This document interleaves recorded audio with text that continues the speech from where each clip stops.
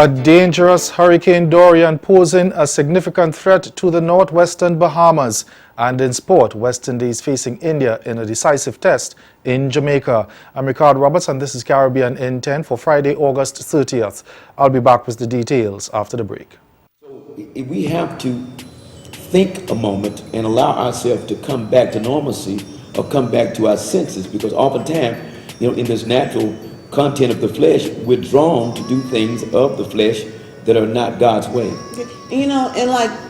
Like say, for instance, if someone is taken away from us before their time, and you're sitting there, you're praying and praying, and when God don't answer you and save that person's life. Our guests today who are joining us to talk about this new phenomenon. It is a phenomenon. Yes. It's all over the world. It's not just in Las Vegas where we are today. So Matt Terrell, welcome to the show. You're the studio manager at Orange Theory. And Scott Kramer, you're the fitness coach. How did you guys learn about Orange Theory? I learned about Orange Theory about 5.5 years ago, but one of my personal trainers was asking me to help him to help people in pre-sales.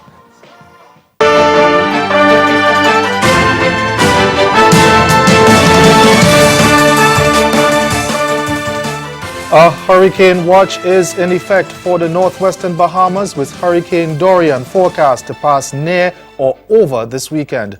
Dorian's winds have now topped Category 2 strength at 110 miles per hour, and forecasters say it poses a significant threat to the northwestern Bahamas.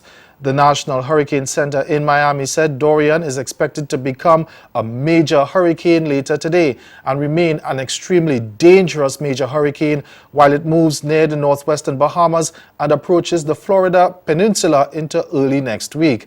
At a press conference that began at 12:30, Prime Minister Hubert Minnis announced emergency evacuations on the islands that are in Dorian's path.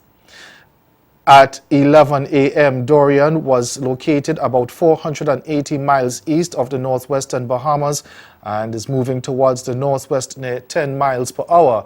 The NHC said a slower west-northwestward to westward motion should begin tonight and continue through into early next week.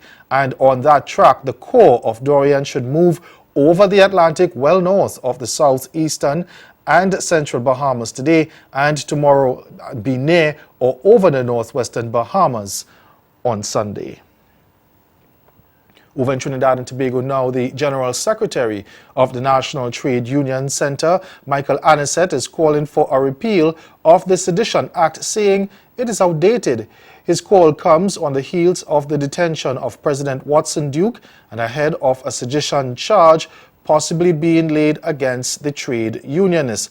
Anisette accused the government of using the archaic legislation to unfairly persecute Duke and silence its critics. We get more in this TTT News report. General Secretary of the National Trade Union Center, Michael Anisette, is not satisfied that NATOC and PSA leader Watson Duke has uttered anything that warrants a sedition charge. Speaking at a media conference in Port of Spain on Thursday, Mr. Anisette said the law is old and has no place in the law books today. The law came from the colonial past, and England repealed that very law in 2009 because they recognized the freedom of press. Mr. Duke is allegedly being charged for a statement he made last November, but even so, Mr. Anisette was not impressed. And then what is wrong with this statement? I ask the question, what is wrong? We must be prepared to die, folks, because people going home, no money to mind your children. That is a fundamental thing on which... He further questioned the motive for the detention of Mr. Duke. He asked why only now the police remembered a statement that occurred 9 months ago. Isn't it strange that after Comrade Duke made this statement, when the Prime Minister, who said, I never said public servant was lazy, but read what he said, and Duke responded like our trade union is going to respond.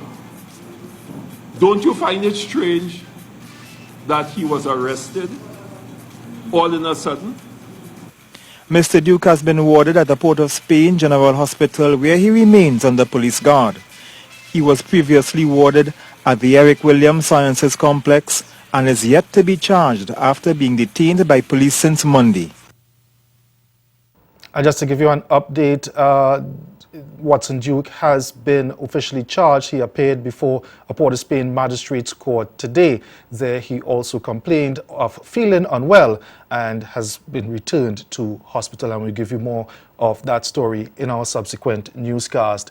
President Jovenel Moise has approved a reshuffling of the 18-member cabinet of Prime Minister Fritz William Michel, whose administration is yet to receive the nod of approval from Parliament. He replaces 5 ministers, including appointing a successor to Marjorie Alexandre Brunac, who resigned earlier this week as the Minister of Foreign Affairs. Moise has named diplomat Claude Joseph to the post of Foreign Minister. Last weekend, the President of the Chamber of Deputies, Gary Boudou, adjourned without setting a date for resumption the sitting of the legislative body, with Prime Minister Michel being unable to present his administration's general policy statement, which is a requirement for the ratification of his administration. Stay with us. Your Midday Sport is next.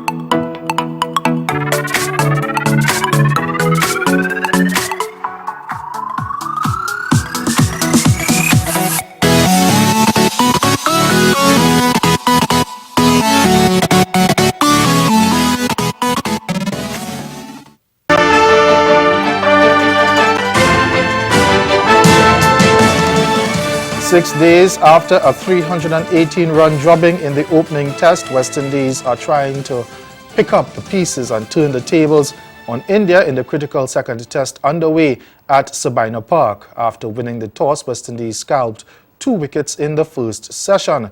Captain Jason Holder took the wicket of opening batsman KL Rahul, who was removed on 13, caught by debutant Rakeem Cornwall in the 6th over.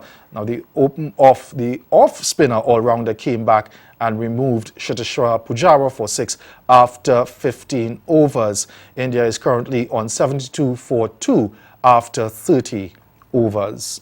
Former West Indies fast bowler REON King says he was impressed by Bermuda's tenacious display at the ICC T20 World Cup. America's qualifier, which saw the island twice upset the more fancied United States to advance to the next stage of the next year's T20 World Cup in Australia. King, who served as match referee at the week-long round-robin tournament, which also included Canada and the Cayman Islands, said the resilience and tenacity of Bermuda stood out for him. Guyanese King, who claimed 53 wickets in 19 test appearances and a further 76 ODI wickets for the West Indies between 1998 and 2005, was impressed by his first visit to Bermuda. Bermuda boosted the return of success all-rounder Delry Rawlins, who scored a half-century and a 49 before missing the final game. That's Caribbean in 10. Join us again at 6:30 for Caribbean Newsline. Until then, good afternoon.